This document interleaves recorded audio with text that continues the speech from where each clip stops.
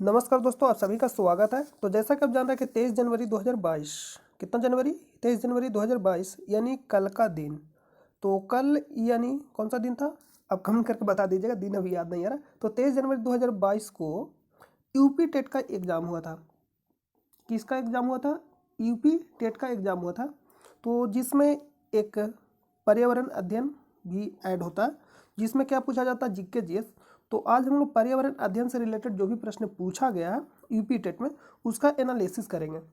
तो आप इसको देख लीजिएगा और इससे आपको बहुत ज़्यादा फायदा होने वाला है, क्योंकि जो भी जीके जीएस का जो भाग रहता है या पोर्शन रहता है वो सभी एग्जाम में सेम ही पूछा जाता है लगभग लगभग। यानी अगर आप एनालिसिस देख रहे होंगे एनटीपीसी, अभी हमारे चैनल पे एनटीपीसी का एनालिसिस कराया जा रहा है, तो अगर आप वहाँ से देख रहे होंगे तो वहाँ से भी आपका कंप्लीट एक सारा प्रश्न बन जाएगा। तो आप इसको एक बार देख लीजिएगा किस टाइप का प्रश्न पूछा जाता है। तो देखिए, मेन जो उद्देश्य होता है किसी भी एग्जाम में जो प्रश्न पूछा जाता है, तो ऑफिशियल पेपर एनालिसिस करने का मेन उद्देश्य होता है आपको बताना किस टाइप का प्रश्न पूछा जा रहा है। तो आप इसको कवर करिएगा और नया प्रश्न आता है तो उसको नोट भी कर लीजिएगा। तो देखते हैं हम लोग किस टाइप का प्रश्न पूछा गया है। और इसका पीडीएफ आपको टेलीग्राम चैनल पे प्रोवाइड कर दिया जाएगा, जिसका लिंक आपको वीडियो के डिस्क्रिप्शन में मिलेगा, या आपको टेलीग्राम चैनल पे जाकर सर्च करना स्टडी लिंक पीडीएफ, वहाँ से भी जाकर आप डाउनलोड कर सकते हैं। तो शुरू करते हैं वीडियो को। तो जो पहला प्रश्न पूछा गया पर्यावरण अध्ययन से रिलेटेड, क्या प्रश्न पूछा गया कि सर्वाधिक जैव विविधता पाई जाती है। इंग्लिश में लिखा गया most biodiversity is found in, और बाकी यहाँ ऑप्शन दिया गया। ऑप्शन क्या क्या है? फूलों की घाटी, दोरांग घाटी में, शांत घाटी में, सुरमा घाटी में। तो हम दोनों लैंग्वेज में नहीं पढ़ पाएंगे, तो किसी एक लैंग्वेज में पढ़ेंगे। आप इसको देख लीजिएगा, यहाँ प्रश्न आपको दिखाई दे रहा होगा हिंदी इंग्लिश दोनों में। तो सबसे अधिक जैव विविधता पाया कहाँ जाता है? जैव विविधता का मतलब होता क्या है? जैव विविधता का मतलब होता क्या है? तो जैव विविधता कहने का मतलब होता है कि एक स्थान पर पाए जाने वाले विभिन्न जीव जंतुओं के समूह को क्या बोलते हैं? जैव विविधता बोलते हैं। तो ये सबसे ज़्यादा पाया कहाँ जाएगा? जहाँ सबसे ज़्यादा वर्षा होगा। देखिए, हम रिलेट करते हैं इसको कंसेप्ट से। तो सबसे अधिक वर्षा कहाँ होगा? जहाँ सबसे अधिक सूर्य की रोशनी यानी खड़ा पड़ेगा। तो सूर्य की रोशनी जब सबसे अधिक जहाँ खड़ा पड़ेगा वहाँ सबसे अधिक वर्षा होगा। क्यों? क्योंकि वहाँ सबसे ज़्यादा वाष्प बन के क्या होगा? वायुमंडल में जाएगा, तो वहाँ सबसे अधिक वर्षा होगा। और जहाँ सबसे अधिक वर्षा होगा वहाँ सबसे अधिक क्या होगा? वन होगा। क्या होगा? सबसे अधिक वन होगा। और जहाँ सबसे अधिक वन होगा वहाँ क्या पाया जाएगा? विभिन्न प्रकार के जीव जंतु। तो वहाँ सबसे अधिक क्या होगा? विविधता होगा। और सबसे अधिक विविधता कहाँ पाया जाता है? महासागर में। सबसे अधिक विविधता पाया जाता है महासागर में। तो इसका जो प्रश्न का जो आंसर होता है ऑप्शन के अनुसार होता है।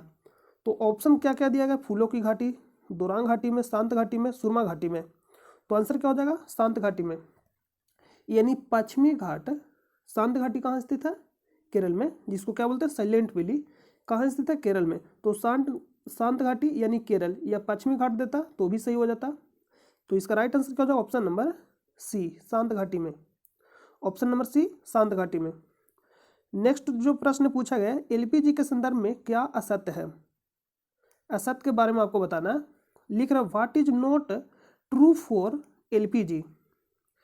ऑप्शन ए में दिया एक स्वच्छ ईंधन, मीथेन उत्सर्जन करने वाला, नीले ज्वाला से जलने वाला, उच्च उष्मीयमान। एक स्वच्छ ईंधन है, ये सही दे रहा। नीले ज्वाला से जलने वाला, ये भी सही है। उच्च उष्मीयमान, ये भी सही है। लेकिन मीथेन उत्सर्जन करने वाला ये सही नहीं है। तो इसका राइट आंसर का ऑप्शन नंबर बी, और इसमें क्या था? सी।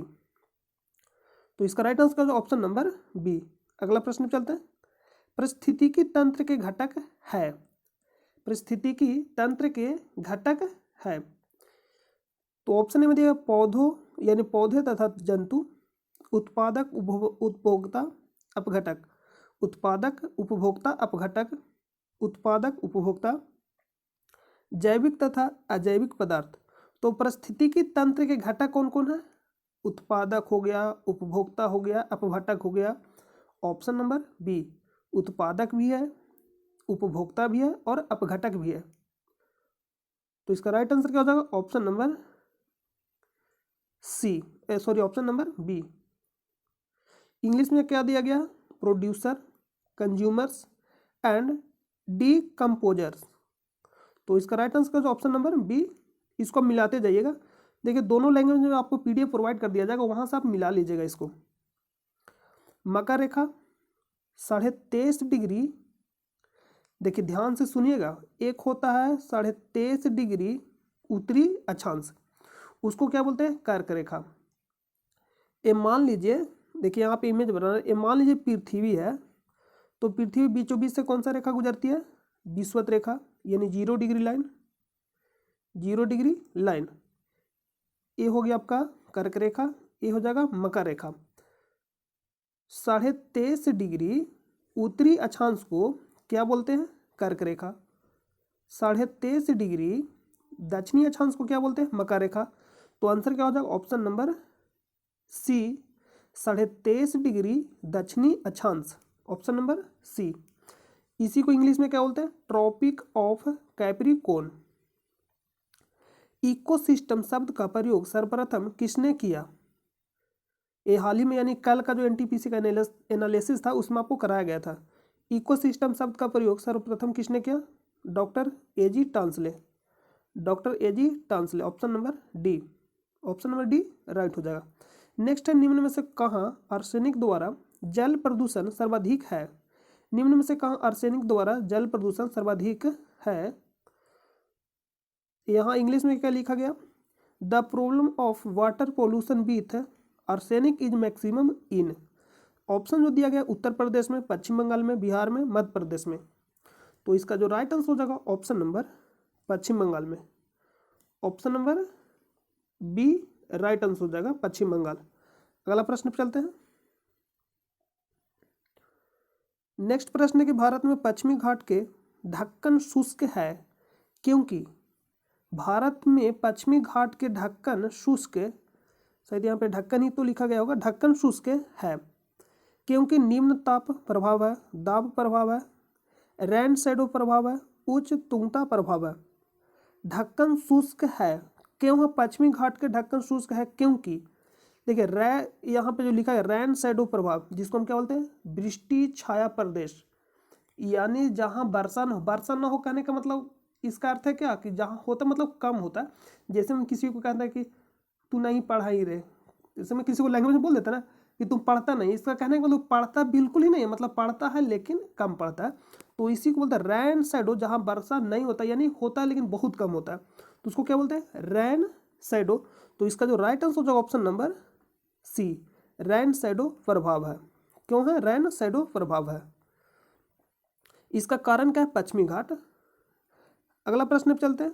वन्यजीव सुरक्षा अधिनियम पारित किया गया था 1972 में। तो अगर आप डेली NTPC एनालिसिस का वीडियो देखते हैं, डेली NTPC एनालिसिस का वीडियो देखते हैं एनालिसिस का, तो उसमें आपको कंप्लीट अधिनियम सारा करा दिया गया है, कंप्लीट अधिनियम सारा करा दिया गया। इसके लास्ट में हम रिवीजन के लिए अधिनियम लगा देंगे, आप देख लीजिएगा। जब ये वीडियो कंप्लीट होगा तो इसको लास्ट में हम रिवीजन के लिए लगा देंगे अधिनियम सारा, आप देख लीजिएगा। 1972 राइट हो जाएगा। नेक्स्ट है, वायुमंडल की ऊपरी सीमा पर प्रति इकाई क्षेत्र में प्राप्त होने वाली सौर विकिरण कहलाती है। वायुमंडल की ऊपरी सीमा पर प्रति इकाई क्षेत्र में प्राप्त होने वाली सौर विकिरण कहलाती है solar radiation per unit area. तो इसको बोलते हैं सूर्य ताप, ऑप्शन में दिया गया ऊष्मा बजट, दिया गया सौर स्थिरांक, सौर ऊर्जा। तो ये तो बहुत ही सिंपल है, इसका आंसर क्या हो जाएगा, ऑप्शन नंबर सी सौर स्थिरांक, ऑप्शन नंबर सी सौर स्थिरांक। नेक्स्ट है, किस देश के संविधान से मौलिक कर्तव्य लिया गया, USSR, जिसको हम क्या बोलते हैं, रूस, इसको क्या बोलते हैं, रूस, ऑप्शन नंबर बी राइट हो जाएगा। और मौलिक अधिकार बोलता तो अमेरिका, मौलिक कर्तव्य रूस से, यानी जिसको क्या बोलते हैं USSR, पहले क्या बोला जाता था USSR, अब क्या बोलते हैं रूस, यानी पहले इसमें और देश शामिल था, तो सभी देश के समूह को क्या बोलते थे USSR, अब बोलते हैं रूस। तो इसका राइट आंसर होगा option number B, option number B. अगला है कि घास भूमि क्षेत्र के परितंत्र के खाद्य श्रृंखला में सबसे उच्च स्तर का उपभोक्ता होता है, सबसे उच्च स्तर का, सबसे उच्च स्तर का उपभोक्ता होता है उसको क्या बोलते हैं? शाकाहारी। शाकाहारी एवं मांसाहारी दोनों, जीवाणु मांसाहारी। तो इसका राइट आंसर क्या हो जाएगा? ऑप्शन नंबर डी, मांसाहारी। उत्पादक, उसके बाद क्या होता है? प्राइमरी कंज्यूमर्स, उसके बाद क्या होता है? सेकेंडरी कंज्यूमर, उसके बाद क्या होता है? Tertiary consumer. Primary, secondary, tertiary, और शुरू में क्या होता है? उत्पादक, यानी उत्पादक, प्रथम उपभोक्ता, द्वितीयक उपभोक्ता, तृतीयक उपभोक्ता। तो लास्ट में कौन आएगा? मांसाहारी। Option number D, option number D. Next प्रश्न पे चलते हैं, जिसको क्या बोलते हैं? कर्निवोरस। नेक्स्ट है कि वायुमंडल का प्रमुख स्तर जो पृथ्वी के सबसे पास है, पास मतलब सबसे निचला भाग को बोल रहा है, तो पृथ्वी में सबसे पास में कौन सा? क्षोमंडल। ऑप्शन नंबर डी राइट हो जाएगा। और सबसे बाहर का मंडल कौन सा? बहिर्मंडल। यानी सबसे जो 5 मंडल है टोटल, क्षोमंडल हो जाएगा, समताप मंडल, मध्यमंडल, आयन मंडल, बहिर्मंडल। तो इसको आप याद रखिएगा, क्षोमंडल सबसे लास्ट का मंडल, बहिर्मंडल यानी अंतिम जो है बहिर्मंडल, सबसे बाहर का मंडल। नेक्स्ट है कि भारतीय संसद द्वारा जैव विविधता अधिनियम पारित किया गया। जैव विविधता अधिनियम कब पारित किया गया? भारतीय संसद द्वारा। इसको कब पारित किया गया था? 2002 में, 11 दिसंबर 2002 को। और जैव विविधता दिवस कब मनाया जाता है? 22 मई को। देखिए यहाँ से हम आपको एक कॉन्सेप्ट बता रहे हैं। 22 का आंकड़ा बहुत ही मतलब इंटरेस्टिंग टॉपिक है। 22 का आंकड़ा आपको सिर्फ याद रखना, 22 सबसे पहले क्या आएगा? मार्च, उसके बाद 22 अप्रैल, उसके बाद 22 मई। तो सबसे पहले क्या था? पृथ्वी, यानी सबसे पहले क्या था? जल, यानी जल दिवस कब मनाया जाएगा? 22 मार्च। उसके बाद क्या आया? थल, यानी पृथ्वी दिवस। यहाँ पे लिखेगा पृथ्वी दिवस। पृथ्वी दिवस कब मनाया जाएगा? 22 अप्रैल। और 22 मई जब पृथ्वी होगा तो पृथ्वी पे क्या पाया जाएगा? विविधता, यानी विभिन्न जीव जंतु, इसी को तो विविधता बोलते हैं। तो फिर क्या मनाएंगे? जैव विविधता दिवस। जैव विविधता दिवस, जैव विविधता दिवस, जैव विविधता दिवस, यहाँ पर नोट कर लीजिएगा, जैव विविधता दिवस। इसका राइट आंसर है ऑप्शन नंबर बी। नेक्स्ट है, निम्नलिखित में से कौन सी कृषि करने की प्रक्रिया पर्यावरण संरक्षण में सहायक है? कृषि करने की प्रक्रिया पर्यावरण संरक्षण में सहायक है, यानी पर्यावरण को नुकसान नहीं पहुंचाता है। जैविक खेती, बहुत ही सिंपल है, ऑप्शन नंबर बी राइट हो जाएगा, ऑर्गेनिक फार्मिंग। नेक्स्ट है, अम्लीय वर्षा संबंधित है। तो अम्लीय वर्षा का 2 कारण है, एक है SO2 और एक है NO2, यानी एक है सल्फर डाइऑक्साइड, एक है नाइट्रोजन ऑक्साइड। सल्फर डाइऑक्साइड, एक है नाइट्रोजन डाइऑक्साइड। तो सल्फर डाइऑक्साइड से क्या बनता है? सल्फ्यूरिक अम्ल H2SO4। और नाइट्रोजन डाइऑक्साइड से क्या बनता है? HNO3, HNO3। देखिए यहाँ पे HNO3 लिखा गया, HNO3 यानी नाइट्रिक अम्ल। नाइट्रिक अम्ल HNO3 और सल्फ्यूरिक अम्ल यानी H2SO4। तो अगर ऑप्शन में दोनों है और दोनों में से किसी एक को चुनना होगा तो आंसर क्या मारिएगा? सल्फ्यूरिक अम्ल, यानी ऑप्शन नंबर डी। लेकिन ऑप्शन में दोनों दिया गया है और एक ऑप्शन में बोथ दिया गया है, ए और बी दोनों, तो आंसर क्या हो जाएगा? दोनों। लेकिन अलग किसी दोनों में से एक को चुनना हो तो किसको चुनेंगे? सल्फ्यूरिक अम्ल को, ऑप्शन नंबर डी। नेक्स्ट है, WWF से आज से है, WWF यानी World Wildlife Fund. Option number C होना चाहिए, ऑप्शन नंबर सी राइट हो जाएगा। नेक्स्ट है, फूलों की घाटी अवस्थित है उत्तराखंड में। फूलों की घाटी कहाँ अवस्थित है? उत्तराखंड में। बहुत ही सिंपल है। अगला प्रश्न पे चलते हैं। नेक्स्ट है कि भारत में निम्नलिखित में से कौन सी एजेंसी मुख्य रूप से प्रदूषण के मापन से संबंधित है? केंद्रीय प्रदूषण नियंत्रण board. Option number D. Cotopaxi एक जागृत ज्वालामुखी है जो अवस्थित है, कहाँ अवस्थित है कोटोपैक्सी?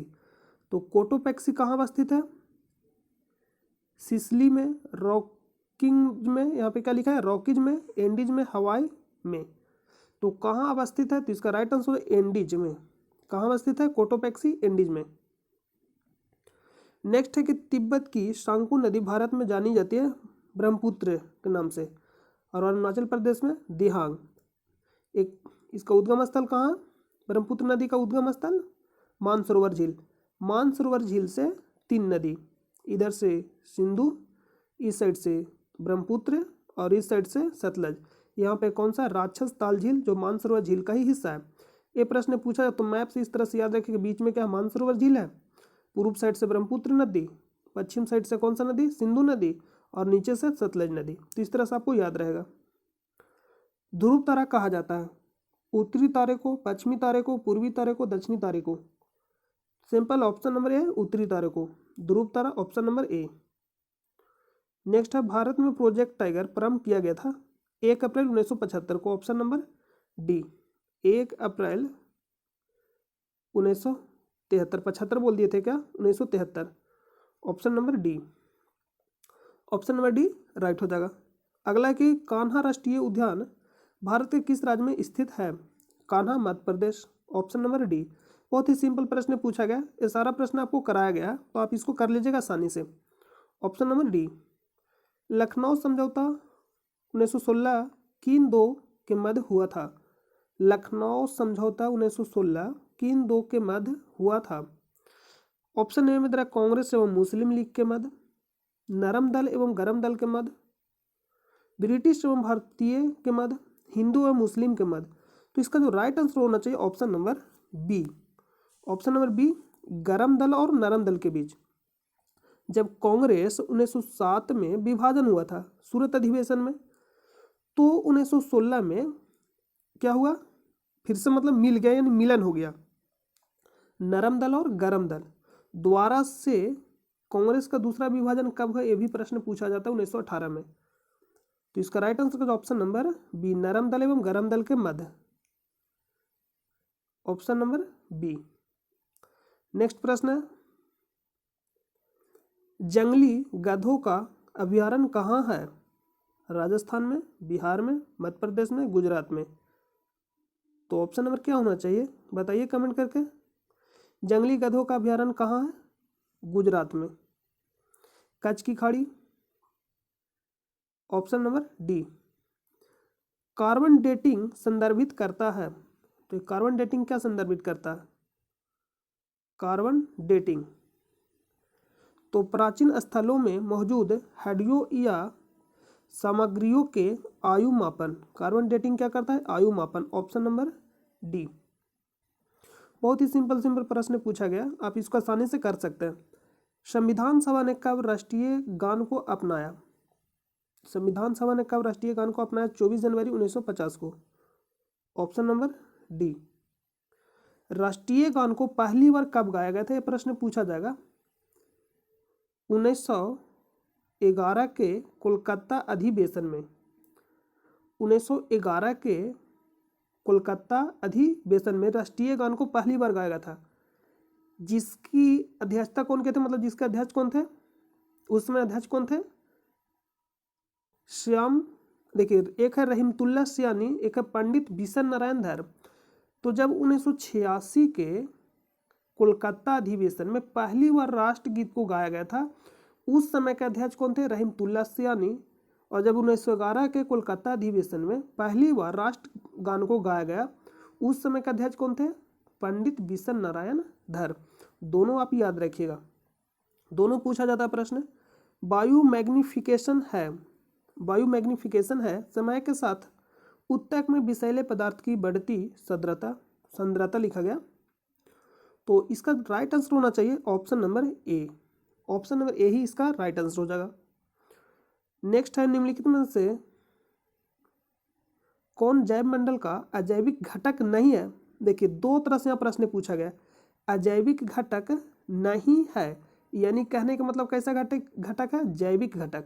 और जैविक कहने का मतलब जिसमें जीव हो, जिसमें क्या हो, जान हो। जैविक घटक, प्रश्न ने पूछा अजैविक घटक नहीं है, इसका कहने का मतलब जैविक घटक है। प्रोटीन नहीं होगा, मृदा नहीं होगा, फास्फोरस होगा, कवक, तो इसका राइट आंसर क्या होना चाहिए, कवक होना चाहिए। यहाँ पे फास्फोरस और प्रोटीन तो होगा नहीं, तो इसका राइट आंसर क्या होना चाहिए, कवक होना चाहिए। अब कमेंट करके बताइए इसका आंसर क्या होगा। नेक्स्ट है ग्रीन पीस इंटरनेशनल का मुख्यालय अवस्थित है, तो इसका मुख्यालय अवस्थित कहाँ, एम्स्टर्डम। ग्रीन पीस इंटरनेशनल का मुख्यालय अवस्थित है Amsterdam. Option number C right हो जाएगा, ऑप्शन नंबर सी राइट हो जाएगा। तो सारा प्रश्न जो भी पूछा गया था पर्यावरण में, सारा प्रश्न कंप्लीट हो गया। तो उम्मीद करते हैं कि आपको समझ में सारा आ गया होगा। तो समझ में आ गया तो चैनल को सब्सक्राइब कर दीजिए, और चैनल पे पहली बार आए हैं तो अपने दोस्तों पर शेयर करिए, चैनल को सब्सक्राइब करिए, और वीडियो पसंद आए तो कमेंट करके बताइएगा, अपना फीडबैक दीजिएगा कि कैसा लगा वीडियो। और इसका PDF आपको टेलीग्राम चैनल पर प्रोवाइड कर दिया जाता है, जिसका लिंक आपको वीडियो के डिस्क्रिप्शन में मिलेगा, या आपको टेलीग्राम चैनल पर जाकर सर्च करना स्टडी लिंक PDF, वहाँ से भी जाकर आप डाउनलोड कर सकते हैं इसका PDF, तो आप वहाँ से जाकर डाउनलोड कर लीजिएगा। यानी टेलीग्राम चैनल से जाकर आपको ज्वाइन होना है और वहाँ से इस PDF को डाउनलोड कर लीजिएगा। तो मिलते हैं नेक्स्ट वीडियो में, तब तक के लिए अपना ख्याल रखिए। जय हिंद, जय भारत।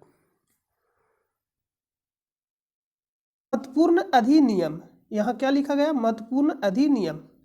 तो महत्वपूर्ण अधिनियम में क्या क्या आएगा उसको आप देखिए।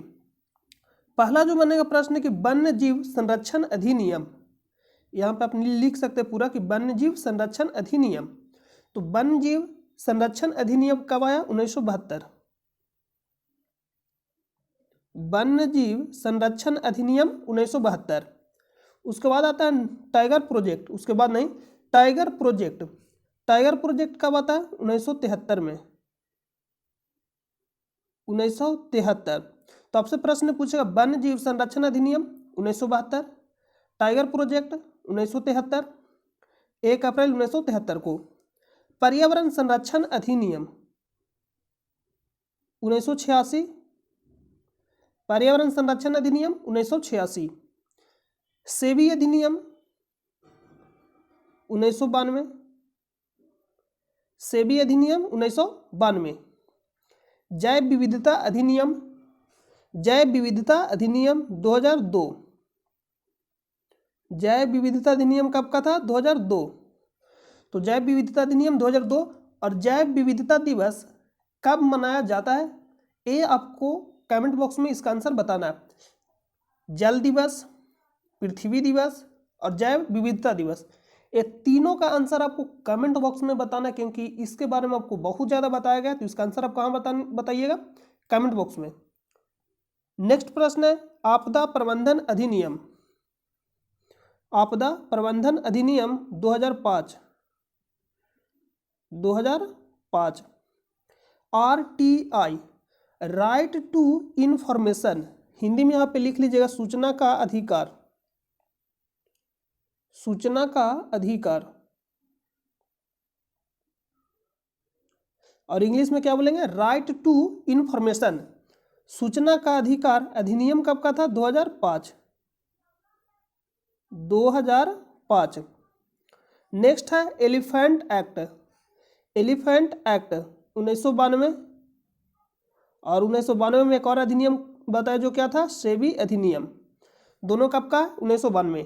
एलिफेंट एक्ट, सेबी अधिनियम। अगर आपसे पूछेगा एलिफेंट एक्ट 1992, सेबी अधिनियम 1992। नेक्स्ट है RTE, राइट टू एजुकेशन, शिक्षा का अधिकार। RTE, राइट टू एजुकेशन, शिक्षा का अधिकार। यहाँ पे हिंदी में आप लिखिए शिक्षा का अधिकार, शिक्षा का अधिकार, शिक्षा का अधिकार। अधिनियम कब का था, 2009, 2009। लागू कब से हुआ, 2010 से, लागू 2010 से। अगर अधिनियम पूछेगा शिक्षा का अधिकार, अधिनियम कब का था, 2009, लागू कब से हुआ, 2010 से। और शिक्षा का अधिकार मूल अधिकार में कब शामिल किया गया, मूल अधिकार में अनुच्छेद 21 के ए में है, 86वां संविधान संशोधन 2002 में शिक्षा को अधिकार को यानी शिक्षा का अधिकार को मूल अधिकार में शामिल किया गया। कब? 86वां संविधान संशोधन 2002 में और अनुच्छेद 21 के ए में, और मूल कर्तव्य में भी इसको शामिल किया गया। कौन सा संशोधन था? तो संशोधन सेम था। यानी शिक्षा का अधिकार से रिलेटेड अगर आपसे प्रश्न पूछता कौन सा संशोधन था? 86वां संशोधन। कब हुआ? 2002 में। नेक्स्ट है उपभोक्ता संरक्षण। उपभोक्ता संरक्षण अधिनियम पूछेगा 1999, सॉरी 2019, 1999 बोल दिया अभी ना, नोट कर लीजिएगा 2019।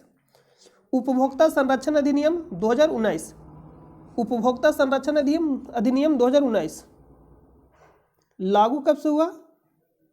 2020 से। छोटा डेट 22 जुलाई 2020 से लागू हुआ। महामारी रोग अधिनियम मोस्ट इंपोर्टेंट है। क्यों?